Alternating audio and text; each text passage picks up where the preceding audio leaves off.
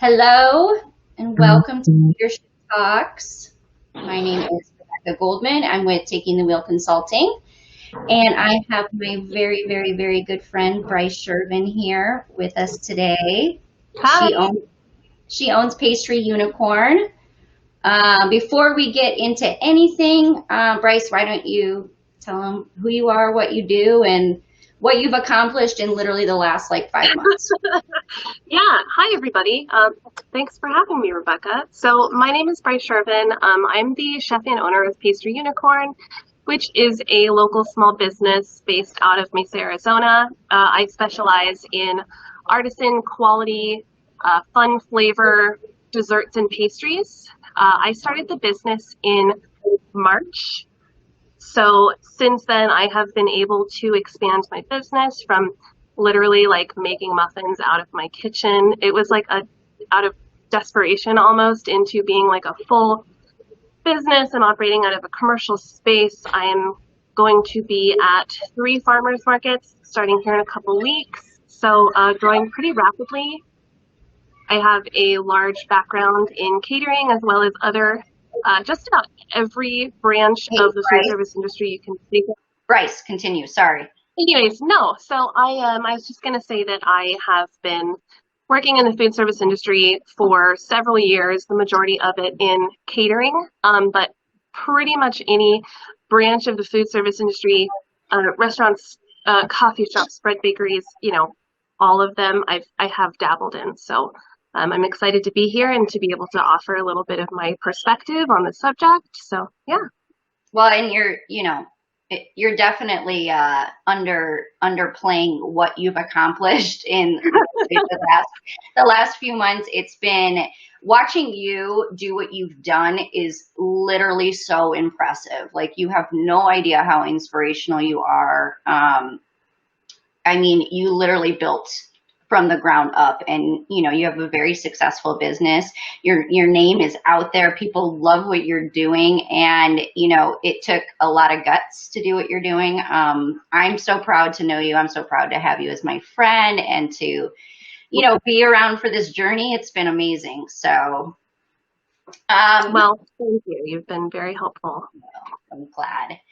So for everybody out there, I really wanted to kind of come on and start leadership talks. I miss being able to kind of connect with my community.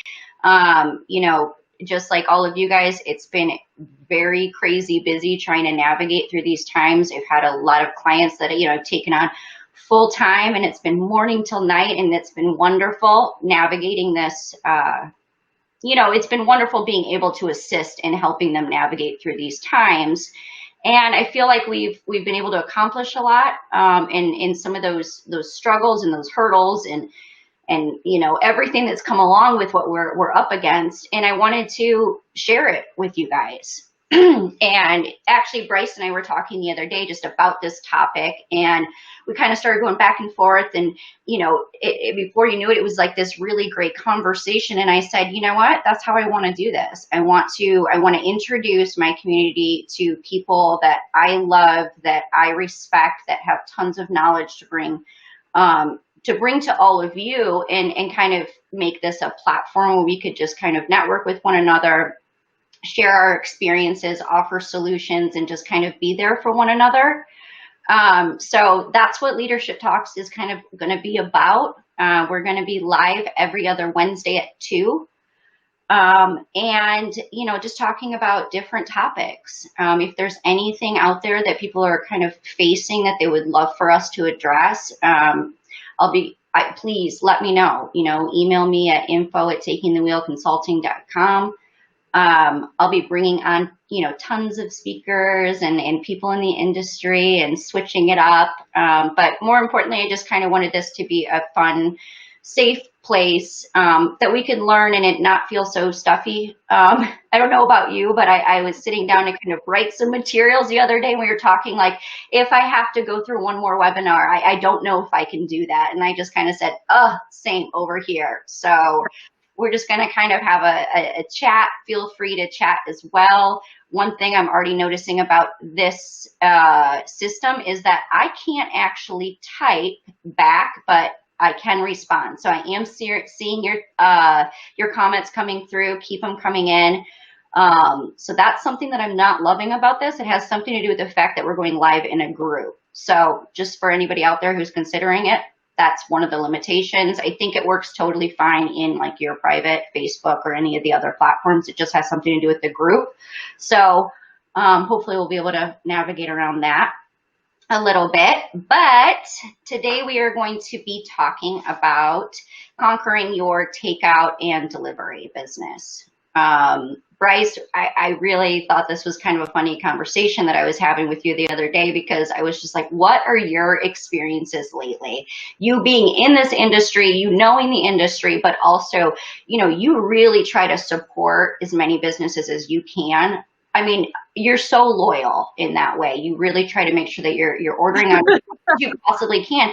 No, but they appreciate that, and they should know that, like, you know, you really try to support the local community. But with that being said, I think that we need to kind of talk about some of the issues that we're experiencing out there.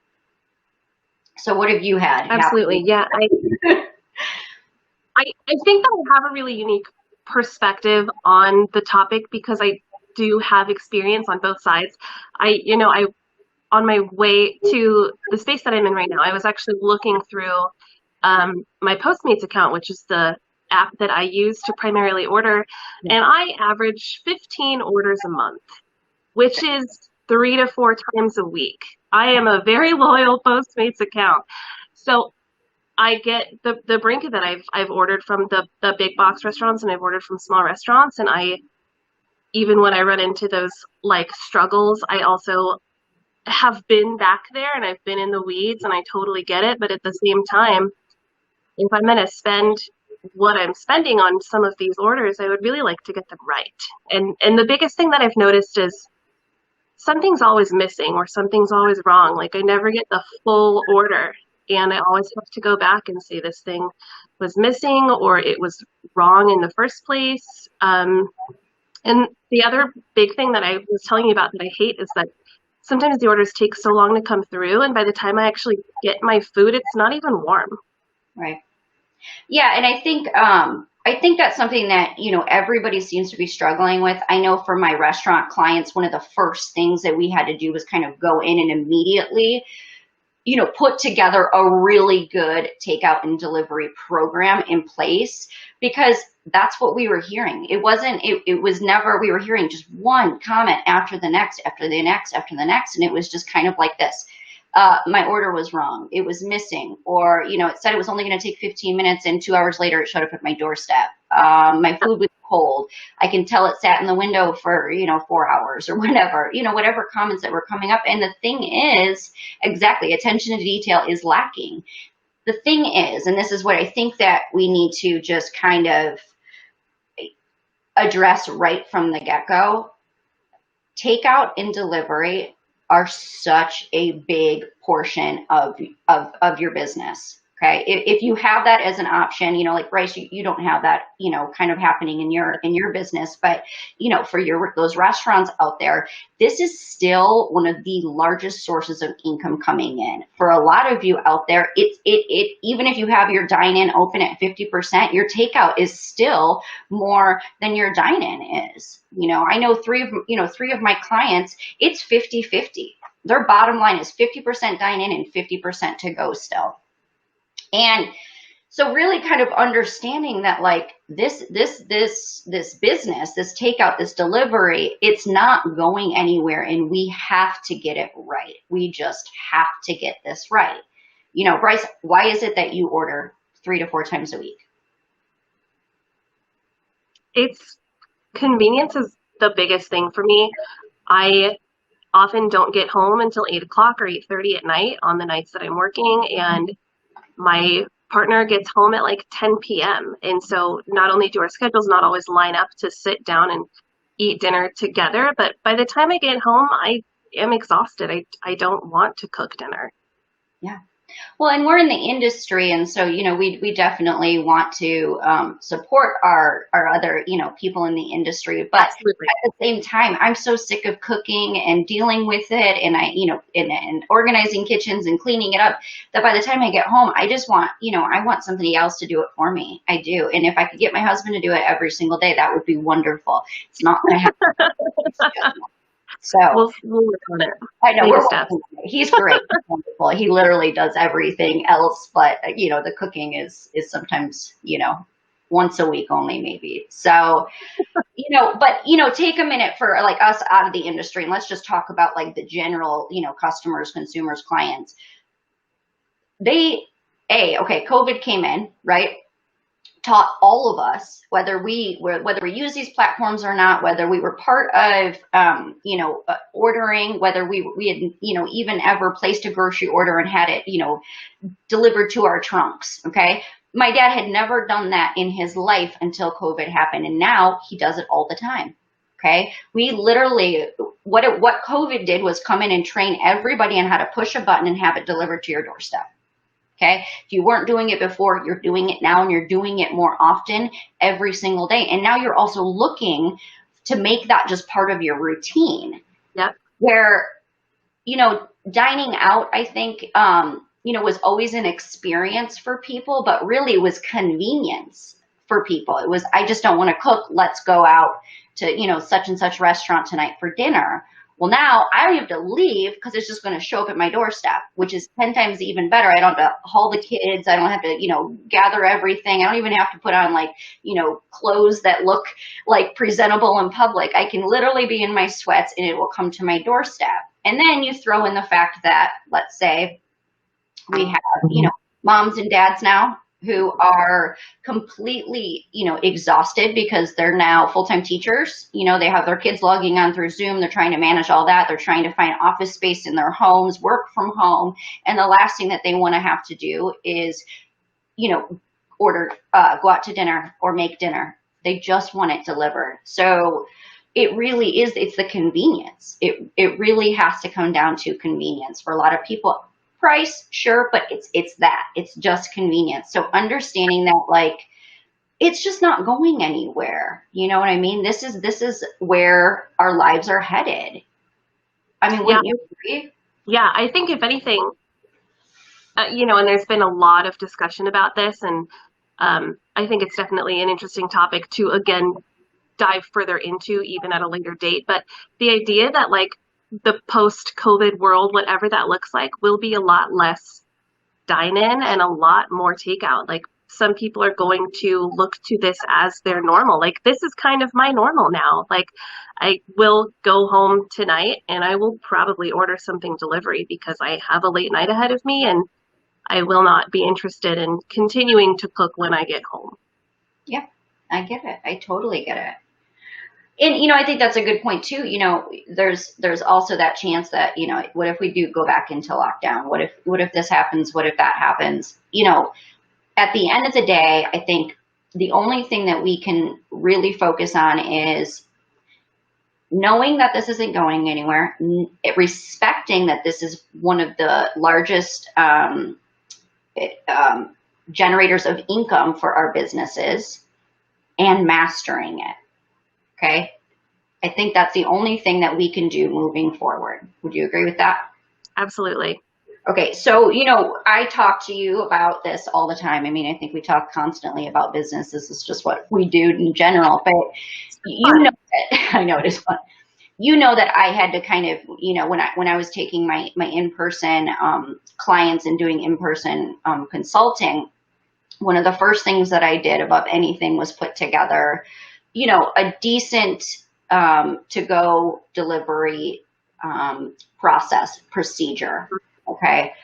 One of the first things I had to do was go in and just say, okay, guys, this cannot be treated like it used to be treated. For instance, back before all of this happened for these restaurants, we used to have, maybe 10, 15 to-goes in a night, and we would have a hostess doing that. She would seat the tables, he or she, and they would also take those orders, package them, and, send them on their way. Well, now you're having 60 orders in a night, 70 orders in a night.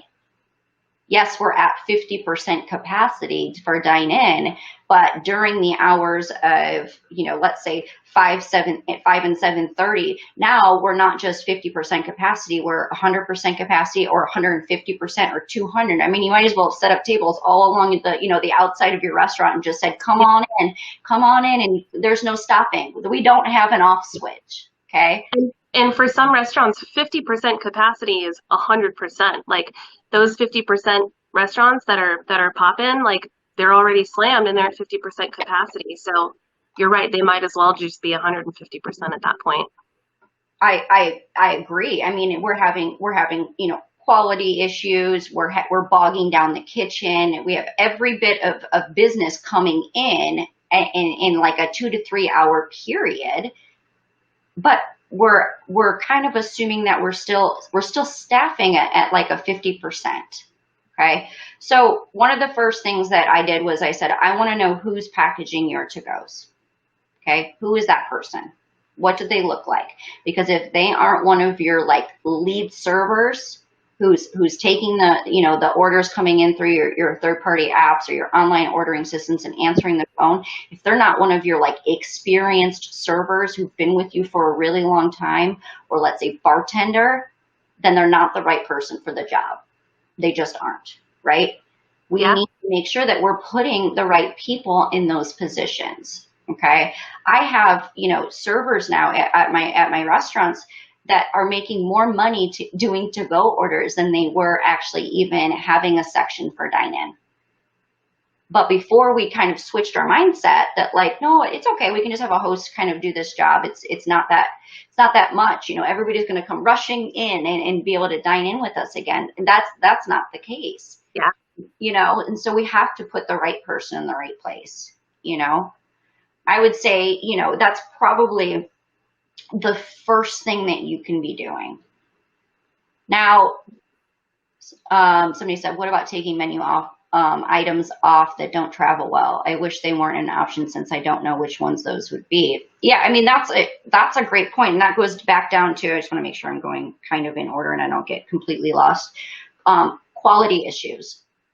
I mean, Bryce, how often have we, ordered something, it's gotten to our doorstep and it's cold? I'm going to use Chipotle as an example. Okay. I feel like it's a safe thing I can talk about here, right? But here's the thing. My husband loves Chipotle. If he could order it every single day of his entire life, he would order it. Problem is, if I do order it, I will get a bowl or, the rice bowl.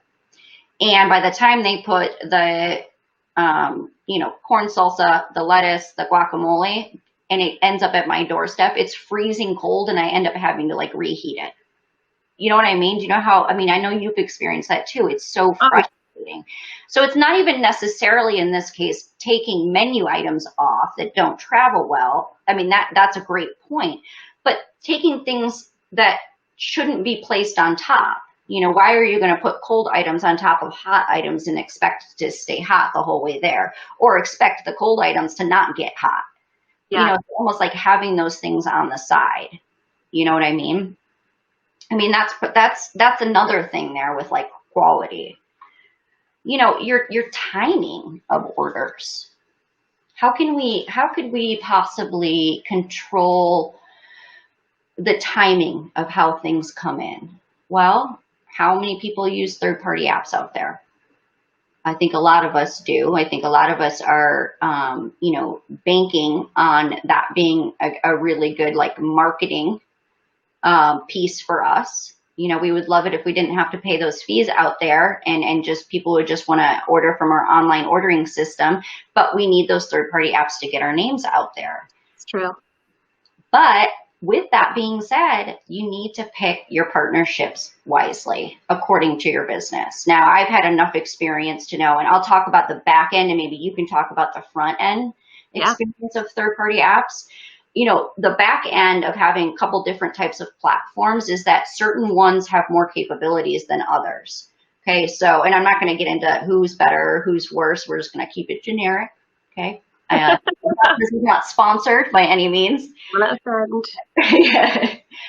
But, certain ones have the ability to, like, let's say, change the preparation time, which makes it huge when you're trying to control how many orders are coming in. Okay. I remember when, we first kind of dove into creating this, program that would make sense. We'd be standing there and, when the dine-in customers would come in, and I would have 4 tickets come in for dine-in and 10 to-go orders. Or vice versa, the 10 to-go orders would come in first and then the 4 dine-in tickets. And if you didn't have somebody at that expo line saying, no, wait, move this up, make sure that the dine-in customer can get, served first. And then, hey guys, whoever's, over near the tablets, can you change it so that, it's a 45-minute wait for to go? It's a lot easier to explain somebody who's ordering from you for delivery or pickup or takeout that it's going to be 45 minutes than it is to explain to the customer sitting in your dining room, I'm really sorry, but because we have so many to-goes, this is going to be another hour before you eat. They're never going to come back. Right? Yeah, well, I think that through most of the apps, when they give you an ETA, I think that the average probably is 45 minutes to an hour anyways. It's only like the very fast food that's like you're literally a drive-through is where it's even still like 25 to 30 minutes. Like, yes, I could get in my car and go to McDonald's and be home within 10 minutes. Sure. But I don't want to. But so I'm willing to wait. And that's the thing is I think that as long as you're straightforward with, especially your to-go and your takeout deliveries, that, hey, we have a bit of a wait, they expect it. No, and they absolutely do. And, like kind of going back to picking your third-party apps who you want to partner with, just pay attention to like what kind of features it is that you're going to need. And I say that because some of them are limited. They don't have, the only ability they have is to pause the orders completely, meaning we're not accepting more. We are closed for business. And that's not the message that you want to bring out to people at 6:30 on a Friday night. Yeah. Right? Because if this was the first time that they've ever looked at you, it might be the last as well. Okay. So kind of really, I think, investigating which ones work for you, which ones have the capabilities to give you the most control. I think, some are more customer forward and some are more like from the back end forward. Yeah. But really, guys, here's what I want to say to you. If you can't control what's leaving your doorstep, if you can't control how much is coming in or how much is, how many orders are coming in as quick as they are coming in, then, and if you can't control the quality that's going out, there's no point to taking on those orders because you're just going to fail.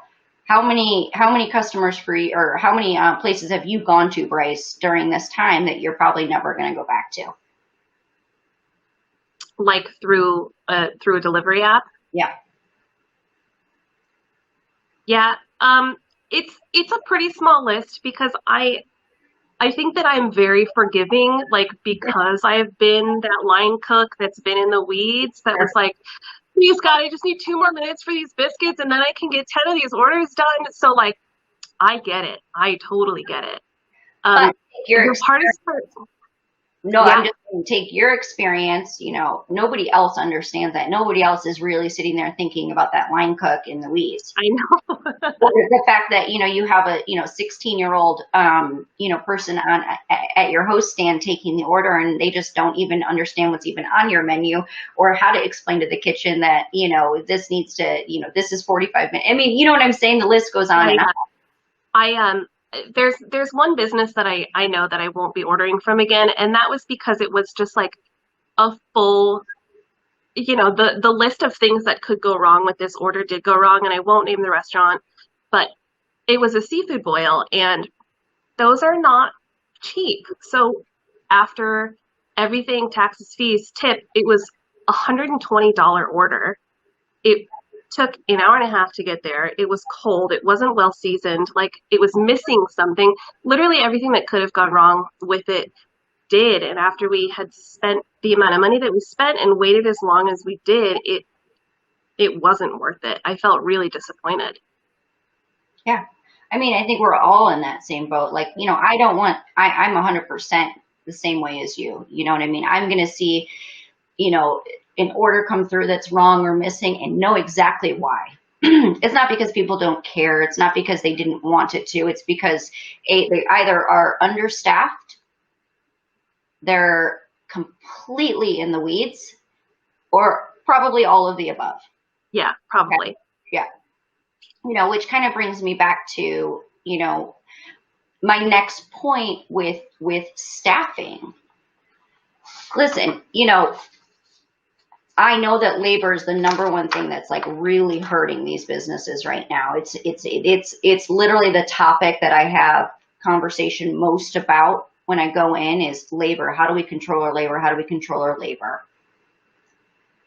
But here's the deal, is that it's a 2 or 3 hour period, let's say at lunch and at dinner, that are getting so busy that we can't even stay above water, right?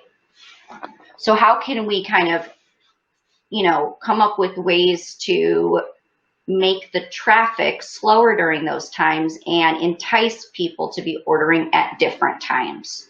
Like, Bryce, what are some ideas you can think of just off the top of your head on ways that restaurants can be doing it? I have like 1,000. The first one I think of is happy hour. Like, listen, bitches love happy hour. If I can get a house margarita for $5 with my chips and salsa, like, I'm stoked. I will chill for 35 minutes while you guys do your thing because I've got a margarita. I'm good. Well, that's exactly it. But how can we get them to order between, you know, different hours in the day? So just talking, you know, online ordering. Let's say our business is, you know, gets hit from, you know, 5 to 7:30, and we would really like to push some of that traffic from like 3 to 5. Yeah, you know? I that's why I think that offering some kind of like after work incentive, like I don't know, is 3 to 5 happy hour? That's pretty normal, right? Yeah, like yeah. Something like that. If you order at this time, we'll give you a chips and salsa or whatever it is. Chips and salsa just sounds good, so that's what I'm going to keep going back to. I'm a like guacamole. That's like always my example too, like tacos and guacamole. Oh yeah. Yeah, just something to get them in, and you can call it whatever you want. There's other businesses that do like a late night happy hour where they're trying to get you in between like 8 and 10 p.m. And these are for the ones that are open later, obviously, but they have a whole different basically set of things that they're trying to get you to order. And I think they work really well. Well, somebody just asked, how do we change our customers? Sorry. Again, with this new thing, I can only see Facebook user. So they said, how do we change our customers' ordering habits? And I think it's exactly that. Like, you have to be able to entice them to order differently at different times. But here's something that could even be more beneficial to get them to do that is, hey guys, how about this? It's 15% off of your order if you order dinner from 3 to 5. You can pick it up on your way home from work. We'll send it home to you in tins that all you have to do is stick it in your oven on warm, and it'll stay great for you until you're ready to eat dinner. The only place you can get the 15% off is if you come to our direct online ordering platform, right? So that 15% you're not now having to pay to your third-party apps, right? They're coming directly to your online ordering system. You're getting people to kind of show up during those times that, you know, are not that busy, or at least manageable. You're letting them know we're going to give you quality food. That all you have to do is turn your oven to warm. It'll, you know, everything is on the side, and all you have to do is, you know, top it with the sauce and sprinkle the cheese on, or whatever it is, and you have dinner, okay? Or it's 20% off, or whatever it is, to get people to order at a different time for you. I can't say that enough, because that seems to me the biggest problem is all of our business is in this amount of time. And so how do we do it? You know, give them things that they want.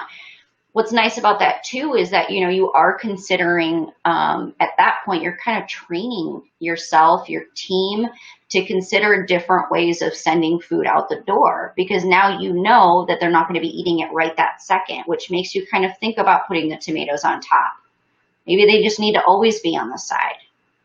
You know, maybe the sour cream should just always go on the side. Things like that. You know what I mean? Timing. Sorry, I just want to make sure I'm kind of going in order too.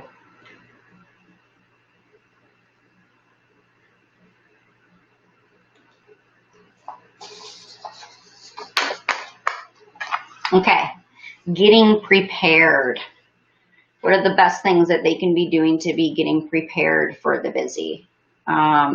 You know, I talked a little bit about staffing, making sure that you really have strong team members available to you, kind of rethinking that, you know, to go is just not what it used to be. It's now this own beast of a business, and it needs to have its own thought process. It needs to have its own systems. It also needs to have, you know, highly skilled individuals. Okay, so staffing is going to be, I think, huge. With staffing, I think comes having somebody who's really exceptional on that expo line. That expo person is in complete control over what happens. You know, I mentioned it a little bit ago. You know, I have 10 to-go orders that just came in, plus I have 4 dine-in orders that just came in. Well, it's going to be, you know, could be 30 minutes before those dine-in customers even get looked at. So having somebody there that's really good and can kind of say, hang on, move this ticket over here, okay? Do this one, do 2 to-goes. Move this one over here, do this one, do 2 to-goes. Move this one over here, you know what I mean? And then explaining to whoever's kind of at the front, managing the front portion of it, slow the orders, slow the to-go orders, okay? Let's slow it down. Communication. That was, I mean, that's probably the biggest thing that is lacking. But the busy is busy, no matter how prepared you are, whether you have the right staff in place, whether you have, you know, all of those things happening. What are the other things you can do to prepare for the busy? I mean, my first thing is, you know, I come from a heavily catering background. You know, Bryce, you spent tons of time in catering too. And I think what taught us a lot about being in that business is that we had to have everything available to us at any moment in time. We had to be ready, right? All of our, you know. If a client comes to you and is like, I want dinner in an hour, and you're like, oh, I was expecting an hour 45. Okay, you just make it happen. Yeah, you just have to be kind of ahead of the storm per se. Yeah. So, you know, I think getting things ready, getting your, you know, your cups of ranch, getting your PCs of ketchup, getting, you know, bagging your chips or your guacamole, anything that you can do to kind of get ahead is going to be what is going to get you through the night. And even if it means having, investing in some equipment too. Like I'm going to use like nachos, for instance, okay, or a bean dip, okay. So that's something that, you know, gets served hot. The servers or the expo or whoever's packaging the to-goes, they're going to be the ones that are going to be putting those into containers. But let's say, what if you know, that was something that went out with every single order, okay? If that happens, how can you get ahead of it? Well, maybe you can have like, you know, a warmer there that has all of them in there, has all of your chips in there too. You know what I'm trying to say? Yeah. Just kind of thinking ahead and really getting ahead of the storm. I mean, it's anything you can do that can make it smoother for you. I think it's really important along that same note, if you're not already kind of tracking your patterns, you should maybe start. If we can go back to catering for an example, like we know that when the buffet opens, we're going to get slammed, and then it's going to slow down after about, you know, 60% or whatever. People will go back for seconds, but at that point, I'm already there. The food's already done. So it's just making sure that we know the patterns of how people eat and how much they eat at one time or whatever. Like when they come in for dinner, do they come in between 5:30 and 6:30? Then maybe between, you know, 5 and 5:30, you have more time to accommodate that or whatever. Does that make sense? Well, I think it's just too about, you know, kind of utilizing the time that you have wisely to get yourself ahead of the game, right? Also too, with that being said, when you're prepared, when you have everything that you can possibly have available to you, so that all it is opening up that reach in and putting that sour cream in that bag and going, do you know, you can do so much more business, which again goes back to, you don't need as many bodies. So how can you get ahead? You know, what things can you be doing? I mean, checklists, that's going to be a huge thing that you should have at almost every single expo line, a to-go checklist. Okay, this comes with tortillas. This comes with guacamole. This comes with sour cream. Everything comes with silverware. You know what I mean? Having those items and then it listing out exactly what comes with what, so that when you're busy and you're just trying to go off memory, you have something to kind of fall back on. You know, really being able to do, exactly, being able to think and do things productively instead of just reacting to the present situation. Yeah, it's like being in the middle of the shitstorm and being like, how did we get here? You know, it's coming. It is coming. It's going to happen. It comes every Friday night. That's this industry. It's what we kind of love about the industry, right? But at the same time, you can get ahead of it. You can get, you know, in front of that storm. You know, I've created for clients like questionnaires. I think that's kind of the best way to phrase it. So like, let's say, you know, that my server who's on my to-goes tonight, when that phone rings and they're taking like the phone in orders, everything there is listed out. So it'll say, you know, do you want beef or chicken? Do you want white rice or fried rice? Do you want sour cream or guacamole? Whatever the things are, it just prompts them to ask the questions so that we're not fumbling with it later. Okay. I think so often we end up becoming, you know, we get on the phone. Well, I think a lot of it comes down to our online ordering systems and our third-party apps kind of spell it out for us exactly. You know what I mean? Because you have to pick. I want this. I want this. I want it to come with this. I want the add-on of this. Yes, I want this dressing. So it spells it out. But then when you take a phone order, it's like you forgot how to do this, right? So having some sort of like questionnaire there that kind of does break it out for you just like that.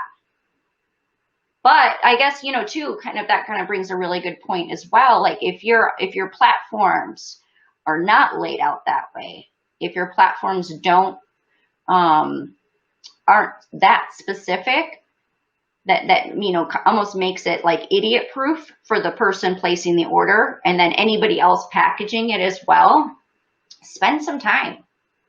You know, spend some time now kind of really getting used to, or, you know, getting into those platforms and updating it so that there's never going to be that question. So that, you know, maybe it doesn't say that it has cheese on top, for instance. Like I don't love cheese unless it's expensive. So when items come with cheese and I wasn't expecting it, I'm probably not going to eat it because I just don't love it. I mean, I might pick it off. I'm certainly not going to like call and raise hell or anything like that, but some of your customers might. So it's kind of a good opportunity. Sorry, go ahead. No, I was just going to say, especially if the thing that is included is a potential allergen. I mean, so many people are lactose intolerant, and if they ordered a bean and rice burrito and it doesn't say that there's cheese or even that, you know, the beans have butter in them. Sure. Those are super important things to keep in mind too. Yeah, I mean, I think the best thing you can do is, we know to-go isn't going anywhere. We know takeout and delivery aren't going anywhere. We would love it if everybody would just knew who we were and we didn't even have to pay a percentage to third party. But we do, and we appreciate the fact that it has grown our businesses. Yes, we wish they would just come straight to us in our online ordering system. But the thing is that, what'd you say? No, I said, can you pick dinner for me tonight? Can you just know what I want? Yeah, exactly. But once you get them, right? Once you get your customers to come through your door, you want there to be as little chance as possible for mistakes to happen. It's just that simple. Anticipate the fact that somebody might have, you know, might not like cilantro. So don't sprinkle it all over your to-go item and then send it out the door. It's different than your than your dine-in customer, right? Because we could go in, we can sit down, we could be like, oh, I'm sorry, I didn't realize that this had, cilantro on it, and I'm actually allergic to cilantro. And, from the back of house standpoint, it just, it was appropriate. It felt great. It goes with the food, but I didn't know it. And now I can't eat the food. If I was dining in, I have the opportunity to send it back. But if you order through Postmates or, Uber or Grubhub, you can't just call the restaurant because now that, it has nothing to, you have to go through the platforms to get to the restaurant, and then the platforms have to fix the issue, and then they have to contact it's just like this whole game. So again, and even at the end of all of that, even at the end of all of that, like they don't even usually resend you something. You get a refund for it. So then you're out of dinner. Yeah, but here's the thing though, from the rest, from the business standpoint, we have to take that hit. You know what I mean? Totally. All because, we just didn't spell out what could possibly be on this item, right? Yeah. So it was preventable. And I think that's kind of the thing that I just want to stress the most here is that, yes, the to-go takeout delivery, it kind of came in and shook us all up because we have all of these other things to kind of deal with, and these hurdles and these mountains, and we just want our takeout business to be easy and executable so that we can have the time to focus on our dining customers and make sure that everything is sanitized at every second, and make sure that everything is perfect, and make sure that our people are washing their hands, and that they're wearing their masks, and they're all of these other things. And then we throw in like this mountain of business on top of it that requires a side of this and a piece of this and all of these things. So, but the thing is, at the end of the day, it's not going anywhere. You have to just get in front of it and, be organized about it. I think the best thing you can do is just, once again, remember that it's a part of your business now that requires a total new operating procedure, that involve checklists, that involve highly skilled employees, that involve, signatures. I was talking with, my girlfriend, Nicole. Okay. She, I don't know if you've ever met her or not, but, she was in the industry, but years and years and years ago. So she, it's been a while, but, I was talking to her and I just kind of said same thing. What's your experience with to go? I was just kind of doing some research. And she said, literally, I feel like I haven't gotten an order right in 5 months. And she's a lot like you, where she just, she orders out a lot. Her and her husband are, running their own businesses. They have 2 kids. They want the convenience of it. And again, they were in a financial position where they could really kind of support their local community. So that was really important. And so I said, that, or she said, this has kind of been my experience. Everything's been wrong. Whether it was the restaurant's fault or it was the third-party app's fault, because that's a whole other, mess as well, which, just remind me, we'll get into that one next. But she said, I want to tell you the coolest thing that happened to me. And I said, well, what was that? And she said, I ordered from this place and they brought my food out. And no, actually, I think she went in to go pick it up. So she went in to go pick it up and they said, first thing they did was this. They opened up the box, I think it was pizza, and they said, does this look accurate? We have a pizza with, mushrooms and sausage on it. Does that look like that's what does everything look okay? Whatever. Closed the box back up. Then handed her the rest of her order. And what was cool is it came with a little ticket. She said, I think that there were 6 people that had to sign off on that order. 6. That's great. And I thought, well, I've also introduced that as well in a lot of the, restaurants that I've been consulting with where, the person taking the order has to sign off on it. The person packaging the order has to sign off on it. A manager in between if that's what we need to do, but we need to get these orders accurate. If that's what it takes. Well, again, I think, we're moving so fast. We're just trying to stay above water. But what we can't forget is that we might only have one opportunity to keep our customers right now. You know, that's the truth. Maybe this is the first time they've ever, you know, dined with you or eaten with you, or maybe they've been with you for 30 years, but people have changed. You know, people just have. And, you know, for some people, maybe they chose to eat out with you that night, and that was the only time that entire month that they could afford to do so. And it was completely messed up. Yeah. If I have a bad experience at a restaurant, I'm not the type to go like blasting them on Yelp or anything like that. If I order from Postmates and something's wrong, like bummer. But I will say on the flip side of that, if I have great food, you're gonna know about it. I'm gonna tell everybody I know. I ordered from this place. It was delicious. It was hot when it still got here. Like, you're gonna know.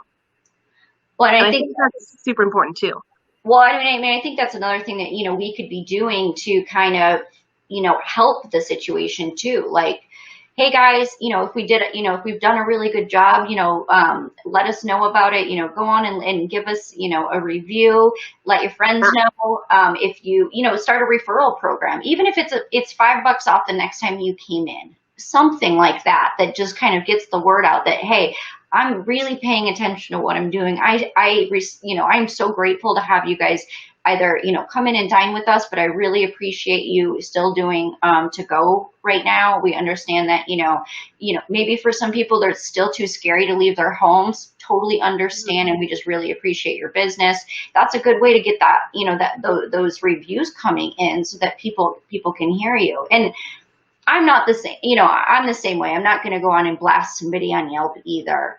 You know, if I've gone and I've had a really bad experience somewhere, I'm not going to not say anything because I don't want the restaurant management to not know it happened, but I'll just pick up the phone the next day and call and just ask, hey, I just want to let you know that this is kind of what's going on. I know that you were really, you know, I could tell you were really busy in the kitchen last night, or it looked like you were understaffed, but if this is the type of experience I had, I'm guessing somebody else did as well. So I just wanted to give you the heads up. But let's face it, there's not a lot of customers out there that will do that. Yeah. It said it's still really poor service for third-party apps to not support messing up orders, especially when you order late at night and you don't have time to reorder messed up orders. So kind of what I've done with third-party apps and delivery drivers is this. I just kind of decided at some point that they're just going to be part of my team, okay? And I look at it like this. I wouldn't give my host the keys to my business, okay? So doesn't mean that I'm going to give that driver the keys to my business either. Does that kind of compare how I look at them? So here's the thing. There can be some really great drivers out there, and there can be some really great ones. Problem is that you don't know. Yeah. So what I like to do is just manage them the best that I can possibly manage them. And I mean like this. Now, like with Uber is the one that has like the party, right? You can like join a group pickup. I think a lot of them do. Do they? Yeah. If it was just because I'd only seen it with Uber, but maybe Postmates has it too now. But what I do is I just assume that every time a driver comes to pick up that they're, you know, picking up multiple orders. So I literally write it out like this. Cindy, there is 3 bags. So it'll say Cindy, 1 of 1. Cindy, 2 of, or whatever it is, you know, 1 of 3, 2 of 3, 3 of 3, you know, Lindsay, 1 of 2, or 1 bag plus 1 box. And everything is like Sharpied, like marker. It's labeled as big as it can possibly be. I go over the order with the driver. You know, this is the bag. It has 4 entrees in it. This is all of my sides over here. Don't forget it has 2 bags. And I take the time to kind of work with them because at the end of the day, let's face it, it's a necessary evil. We need them. We wish that we could control everything that happens, but I couldn't tell you how many times I've sent out orders.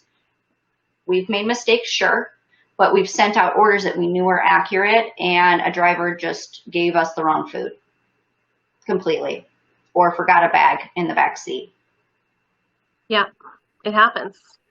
It happens. So spending time kind of just really managing them, treating them as part of your team, acting like, you don't know what they know and what they don't know. You don't know who trained them to begin with. So spend the time, because at the end of the day, it's the customer that's suffering, and we don't, it's not fair. We want them to come back. So taking those extra couple minutes to kind of really spend some time walking them through it, I think has been really helpful as well. Yeah, and I've actually been a Postmates driver. I don't know if you knew that. I was a Postmates driver for about 6 months. Yeah. And it was pre-COVID. It was before any of that, but it was at least a little bit easier then to be able to kind of like peek in a bag and say someone ordered 3 things and I'd count 3 boxes. But that was it. Like, we can't obviously go opening their to-go orders. So having someone, from a driver's perspective, having someone to really take the time and say, okay, here's your salad and your burger, and then the French fries are on the side in this bag. That way we know, because you've accounted for everything, we can account for everything. It helps. It helps a lot, actually. Yeah, I mean, it's just stopping to have the communication. You know what I mean? And the accountability front. And then also, too, when you're going back and you're, as a company who you're right, is not in control of the drivers, as a company, if you have to dispute this, you know that you went through that.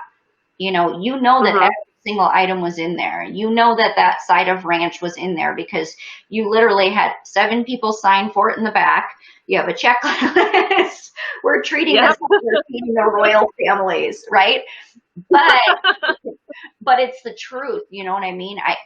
We have to do it because we are not, across the board, people are just not doing the best job that they can when it comes to their takeout and delivery business. It's just the truth. We know we don't want our dine-in customers to be affected. We don't want our dine-in customers to be sitting there waiting for forever. We have to take care of our takeout and delivery as well. So how do you do it? I treat it like 2 different businesses. Yeah. I staff it appropriately like 2 different businesses. I've had it where I bring in a cook for just 3 hours, or I'll bring in, my servers or whoever it is that I've scheduled to kind of handle the to-goes and the takeouts. I only need you to come in for 3 hours. And that's worked out just fine. It's worked out well. But I treat it like 2 different businesses that have, systems and policies and procedures, just like we have. You have to have systems. Well, you have to, I mean, you have side works for your servers, you have cleaning checklists, you have all of these, things, you have back of house prep lists, you have AM, PM, you have line checks and all of this, but to go kind of gotten forgotten about because it was just something we just kind of managed along the way. Well, now it's a big part of our business. Yeah. We need to treat it that way. You have to have just as many, if not more, systems in place for to go than you would for a line, because you can't just send it back and fix it. Like, it has to be right the first time. Yep, it absolutely has to. And like I said, where before, I think people were a little bit more patient. I'm not seeing that patience out there. I think people are, this was tough on every single person in the world. It just was. And, I feel like there's a lot of us out there like you and I, Bryce, who, we get it and we understand it. And I know that there's a lot of people out there that aren't even in the industry that get it and understand it and try to be respectful of it and understand that these businesses are just doing the best that they possibly can. But there's so many people that just don't get this business. They just don't. Yeah. And it's unfortunate. But at the end of the day, it's not our job to educate them on our job. It's true. It's our job to do the job that they're asking us to do and paying us for, right? Yeah. Because if I could educate every single person out there in the world, I would. Like, oh, you just want a cheeseburger? Okay, well, let me walk you through step A through 7 of what it takes to make a cheeseburger, lady. Let me tell you what it's like. And you order a breakfast burrito at 8:30 and they close at 9. Okay, Yeah. you are the worst. That'll go well. Let's just do that. Okay, perfect. Yeah. Awesome. All right, I think we've talked it, and I hope that we've answered questions and kind of given you guys some tips and some tricks. If you guys have any questions, please let us know. We got a couple more minutes. I don't think that there's somebody said just double checking the order before it goes out, I think would go a long way. It's literally, that's like one of the best things that you can be doing. Like once I made those things mandatory, that like not only do you have to double check it, but you have to sign off on it. And then somebody else has to sign off on it too. And that, what was nice about that too, is that if I got a complaint on that particular order, I knew who was involved, right? Because I had them sign the actual receipt. Yeah. You know what I mean? The kitchen receipt. So I knew exactly who was involved with the order, which was, really helpful when it came to accountability, for sure. A second set of eyes will go such a long way in double checking. Just like when you're looking for something and it's right in front of you, sometimes you just need someone else to say it's right there, or in this case, it's missing or whatever. Yeah, absolutely. Yeah. Sure. I mean, people have, experienced people that know those menus like the back of their hand. When you have, 60 to-go orders kind of running through your mind, it's easy to forget. It just is. So, all right. Well, I think that's what we got for you guys today. Thank you, Bryce, for coming on. And thanks for having me. I appreciate it. Love you so much. In 2 weeks, we're going to be doing another leadership talks. I'm going to have my good friend, Nicole Jorgensen, with us. Nikki, she owns events with NJ. And we are going to be, the title is going to be called Through the Looking Glass. We were having a conversation the other night, and we were just talking about different opportunities that we think are available to all different types of industries, like catering, restaurants, bakeries. And we were just, we're spitting out these ideas, and we were just talking about how there's so much opportunity, even though it feels like it's not right now. It feels like we're kind of handcuffed in a lot of ways, and there's so many restrictions. We really believe that, if you just kind of, think outside the box a little bit, that there's going to be a lot of opportunities that maybe you can't see. And so we want to talk about that. And again, if anybody has any topics that they'd like to bring to the table, if anybody wants to come on and talk about different things that have worked for them. Maybe there was a huge crippling part of your business that you completely overcame and you'd love to come on and share that with everybody. I'd love that as well. You can email me at info@takingthewheelconsulting.com. And I think that's everything I got for you guys. So, yay. Thanks again, Bryce. Absolutely. All right. Cheers, everyone.